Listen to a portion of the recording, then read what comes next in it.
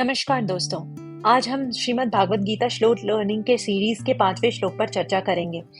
इस श्लोक में दुर्योधन पांडवों की सेना के वीर योद्धाओं का वर्णन करते हैं और जो युद्ध में पांडवों का समर्थन कर रहे हैं उनके बारे में बताते हैं।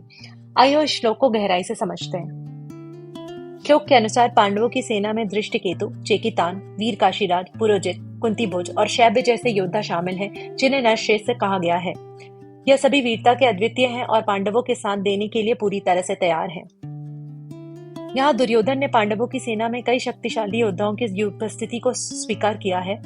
यह हमें यह सिखाता है कि व्यक्ति की भूमिका और क्षमता का सही आकलन करना बहुत जरूरी है, चाहे वह कितने भी बड़े समूह में क्यों ना हो। पांडवों की सेना कई राज्यों से आए योद्धाओं से मिलकर बनी है, जो एक साथ एक उद्देश्य के लिए एकजुट हैं। यह बताता है कि एकता और सही नेतृत्व से बड़ी लड़ाई जीती जा सकती है। दुर्योधन के लिए पांडवों की शक्ति को हल्के में लेना गलती होती, इसलिए उसने अपने विरोधियों की योजना और उनकी ताकत का गहन विश्लेषण किया। यह हमें सिखाता है कि किसी भी चुनौती का सामना करने से पहले विरोधियों की शक्ति और उनकी रणनीति को समझना चाहिए। इस श्लोक में एक और महत्वपूर्ण बात समझ आती है कि समर्पण और निष्ठा कितनी जरूरी है। पांडवों के सभी योद्धा अपने उद्देश्य के प्रति पूरी तरह से समर्पित और निष्ठावान हैं। यह हमें बताता है कि किसी भी काम को सफलता पाने के लिए संपूर्ण निष्ठा और समर्पण से करना आवश्यक है।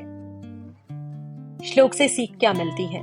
ताकत शारीरिक और मानसिक दोनों तरह से ताकत महत्वपूर्ण होती है। योजना किसी भी युद्ध और चुनौती में सही रणनीति और तैयारी अहम है। एकता संगठन, प्रयास और एकजुटता से सफलता पाई जा सकती है।